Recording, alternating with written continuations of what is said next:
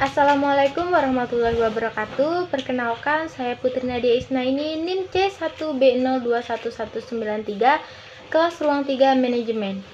Baiklah, saya di sini akan mempresentasikan hasil PowerPoint saya yang berjudul Akuntansi dan Lingkungannya.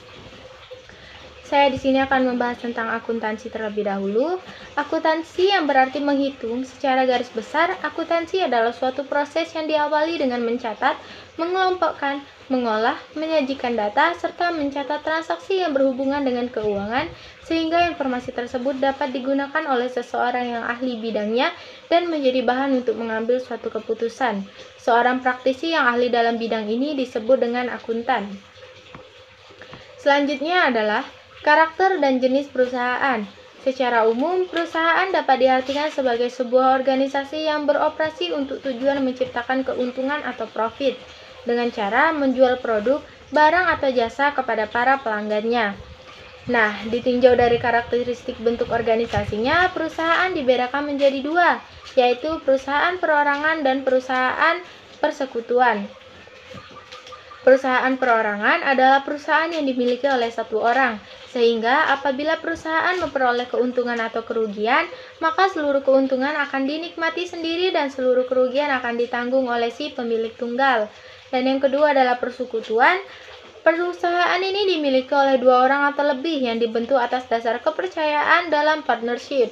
Keahlian yang dimiliki oleh salah seorang anggota sekutu dapat dikombinasikan dengan sumber daya atau modal yang dimiliki oleh anggota sekutu lainnya.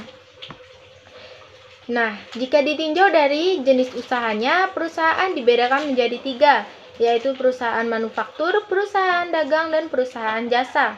Perusahaan manufaktur adalah perusahaan yang jenis terlebih dahulu mengubah atau merakit input bahan mentah menjadi output atau barang jadi, baru kemudian dijual kepada para pelanggan atau distributor. Yang kedua adalah perusahaan dagang. Perusahaan jenis ini menjual produk atau barang jadi, akan tetapi perusahaan ini tidak membuat atau menghasilkan sendiri produk yang akan dijualnya, melainkan memperolehnya dari perusahaan lain. Contoh perusahaan dagang diantaranya adalah Indomart, Alfamart, Carrefour, dan sebagainya. Yang terakhir ada perusahaan jasa. Perusahaan jenis ini tidak menjual barang, tapi menjual jasa kepada pelanggan. Contoh perusahaan jasa diantaranya adalah perusahaan yang bergerak dalam bidang pelayanan transportasi atau jasa angkut, pelayanan kesehatan, jasa konsultan, telekomunikasi, dan sebagainya. Selanjutnya adalah peran akuntansi dalam perusahaan. Akuntansi mempunyai peranan yang sangat penting untuk para pihak internal dan eksternal perusahaan, yaitu manajer. Peran akuntansi tentu saja sangat dibutuhkan oleh seorang manajer sebagai pihak internal dalam sebuah perusahaan. Yang kedua ada kreditor. Para akuntansi bagi kreditor adalah sebagai dasar yang menentukan apakah perusahaan tersebut mampu mengembalikan pinjaman pokoknya ataupun tidak.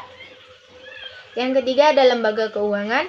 Peran akuntansi di sini adalah untuk memberikan informasi mengenai kemampuan perusahaan dalam lembaga keuangan pemenuhan hak karyawannya. Keempat ada instansi pemerintah. Perusahaan merupakan salah satu pihak yang wajib membayar pajak kepada pemerintah.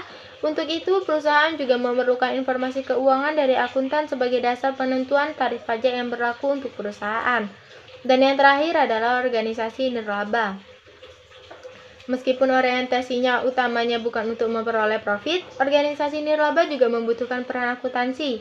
Bagi organisasi nirlaba, akuntansi merupakan alat untuk mendapatkan informasi keuangan untuk perencanaan dan pengembangan organisasi ke depannya, mulai dari membayar anggaran, pajak, beban gaji, dan beban lain. Selanjutnya adalah kegunaan informasi bagi pengguna.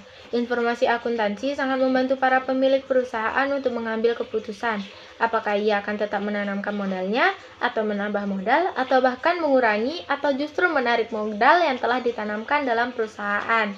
Adapun untuk para calon pemilik perusahaan akan menggunakan informasi akuntansi sebagai tolak ukur tingkat keuntungan yang akan diterima bila ia membeli saham perusahaan tertentu. Secara umum, kegunaan informasi akuntansi adalah yang pertama untuk mendapatkan info keuangan sebagai dasar untuk mengambil keputusan dengan tepat. Yang kedua, untuk mempertanggungjawabkan manajemen kepada pemilik perusahaan. Yang ketiga, untuk pengendalian perusahaan. Yang keempat, sebagai bahan penyusun perencanaan kegiatan perusahaan. Dan yang kelima, untuk mengetahui perkembangan perusahaan dari tahun ke tahunnya. Selanjutnya adalah double entry bookkeeping. Dalam istilah akuntansi, double entry bookkeeping berarti bahwa untuk setiap transaksi keuangan yang terjadi, akuntan harus mencatatnya dalam sebuah jurnal dengan dua sisi yang berbeda, yaitu sisi debit dan sisi kredit. Jumlah total debit harus sama dengan total kredit. Cara ini seperti aksi dan reaksi dari hukum ketiga Newton, yang berbunyi, untuk setiap aksi ada reaksi yang sama dan berlawanan. Jika debit adalah aksi, maka kredit adalah reaksi. Secara matematis, double entry bookkeeping adalah debit sama dengan kredit. Selanjutnya adalah spesialisasi di bidang akuntansi. Yang pertama ada akuntansi keuangan, menyangkut masalah pencatatan transaksi dalam suatu perusahaan atau suatu unit ekonomi lain dan menyangkut penyusunan berbagai laporan periodik dari catatan-catatan tersebut. Yang kedua ada auditing, bidang kegiatan yang menyangkut suatu pemeriksaan atas catatan-catatan akuntansi secara independen. Yang ketiga ada akuntansi biaya, menentukan masalah penetapan dan pengendalian biaya yang lingkupnya mengenai biaya selama proses produksi dan harga pokok dari barang yang sudah selesai diproduksi. Yang keempat ada akuntansi manajerial, membantu manajemen dalam operasi sehari-hari dan perencanaan operasi mendatang berdasarkan data historis maupun data estimasi. Yang kelima ada akuntansi pajak, menyangkut penyusunan surat pemberitahuan pajak dan mempertimbangkan konsekuensi perpajakan. Keenam ada sistem akuntansi, bidang khusus yang menangani perencanaan dan penerapan prosedur-prosedur untuk mengumpulkan dan melaporkan data keuangan. Selanjutnya adalah akuntansi anggaran, menyajikan rencana operasi keuangan suatu periode tertentu dan menyampaikan data perbandingan dari operasi aktual dengan rencana yang ditetapkan. Dan yang terakhir adalah akuntansi internasional, menyangkut masalah-masalah khusus yang berkaitan dengan organisasi perdagangan internasional, perusahaan-perusahaan multinasional. Selanjutnya, kita akan membahas tentang profesi akuntan.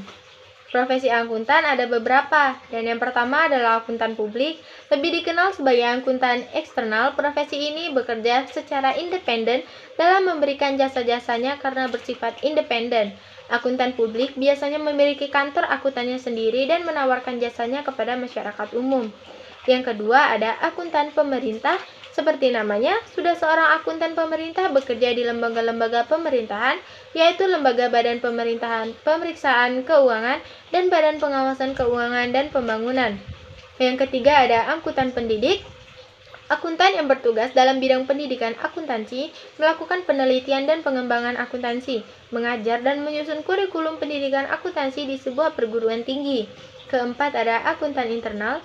Tugas dari akuntan internal adalah menyusun sistem akuntansi perusahaan, menyusun laporan untuk pihak luar, menyusun anggaran hingga menangani masalah pajak. Yang kelima ada akuntan syariah. Mereka biasanya dipekerjakan pada perusahaan-perusahaan yang menerapkan hukum syariat Islam dalam mengelola keuangannya. Dan yang terakhir adalah akuntan pajak, merespon klien yang berhubungan dengan pembayaran pajak termasuk saat mereka mengisi formulir pajak. Dan bagian yang terakhir adalah etika profesi akuntan. Dalam sebuah profesi, kalian akan mengenal istilah kode etik. Bukan hanya dokter saja yang memiliki, akuntan juga. Etikos dalam bahasa Yunani memiliki makna timbul dari suatu kebiasaan. Etika profesionalisasi akuntan adalah ilmu yang mempelajari perilaku, baik dan buruknya seorang akuntan. Aturan perilaku etika profesi akuntan yang perlu kalian ketahui dalam memenuhi tanggung jawab profesionalitasnya terangkum dalam Kode Etik Ikatan Akuntansi Indonesia, yaitu yang pertama adalah kerahasiaan.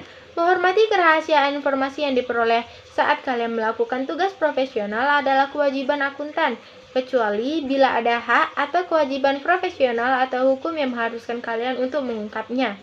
Yang kedua adalah tanggung jawab profesi. Saat bekerja, kalian memiliki tanggung jawab kepada pemakai jasa. Bersama dengan itu pula, kalian juga bertanggung jawab untuk bekerja sama dengan sesama akuntan demi mengembangkan profesi akuntan itu sendiri. Yang ketiga ada objektivitas. Kualitas mahal dari seorang akuntan dalam memenuhi profesionalitasnya adalah prinsip objektivitas. Memegang prinsip ini, kalian harus memiliki sifat adil dan jujur secara intelektual, harus bebas dan tidak boleh punya prasangka yang buruk. Dan yang keempat adalah standar teknis. Dengan mengikuti aturan standar teknis sesuai Ikatan Akuntansi Indonesia, maka kalian semestinya tidak dapat digugat seenak hati oleh Auditor, keuntungan lainnya adalah kalian bisa meraih kepercayaan alias profesionalisme dalam menyelesaikan pekerjaan. Yang kelima adalah kompetisi. Kompetisi, tiap kalian menekuni satu profesi, sudah pasti kalian akan dituntut memiliki kompetisi lebih untuk memenuhi apa yang dibutuhkan, tak terkecuali akuntan. Selanjutnya adalah kemandirian. Dalam profesi ini, kalian juga dituntut untuk mandiri dalam melaksanakan pekerjaannya. Meskipun demikian, tak berarti kalian sama sekali tidak dilarang melakukan kerjasama tim. Yang ketujuh adalah integrasi. Dengan integrasi tinggi, maka tingkat kepercayaan klien dan publik akan semakin tinggi. Karena sikap sabar tersebut, kalian juga tidak boleh membedakan dan verifikasi antara klien yang satu dengan yang lainnya. Dan yang terakhir adalah kepentingan publik. Dalam hal ini, pelayanan kepada publik, kalian juga wajib bertindak profesional dengan cara menghormati kepentingan publik dalam ranah akuntan meliputi klien, personal maupun perusahaan, pemerintah, pemberian kredit, dan pegawai. Baiklah, sekian presentasi dari saya. Wassalamualaikum warahmatullahi wabarakatuh.